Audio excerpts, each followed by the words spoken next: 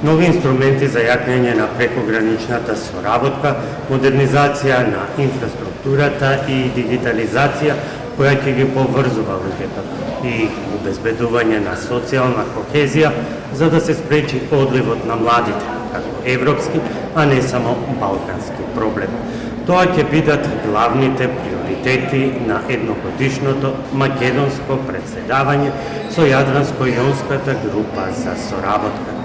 Не може да се гради европска иднина без да се осигури иднина таму каде што луѓето живеат, порача министерот за европски прашања Орхан Муртезани во преземањето на председателството. Токму заради ваквите причини се додава и петиот столб кој што е за социјална инклузивност.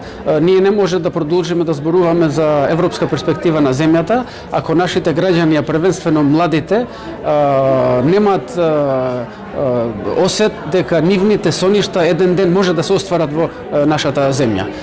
Овој стол претежно ќе се бави со инклузија, првенствено на младите во склоп на Советот, меѓутоа ние мора да најдеме начини, прво како што неколку пати беше спомнато денес, младите колку што е можно повеќе да ги задржиме во регионот, а тоа е со инклузивност, со вклучување и со стратешки партнерства.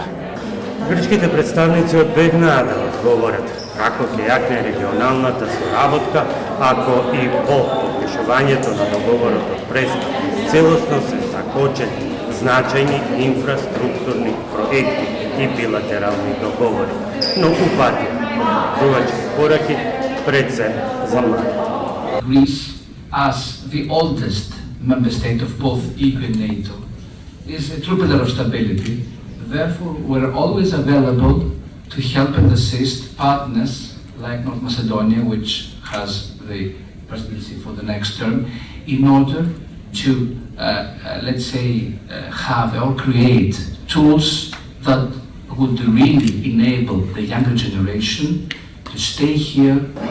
Станувајќи членка по подпишувањето на договорот од Преспа, македонското председавање доаѓа во клучна година во која Европската комисија подготвува измени на постојната стратегија со која што Јадранско-јонската иницијатива ќе се усогласи со останатите европски инструменти, но и фондови, а со цел да се забрза регионалната соработка и приклучувањето на Западниот Балкан кон Европската унија. Од Крис Телма,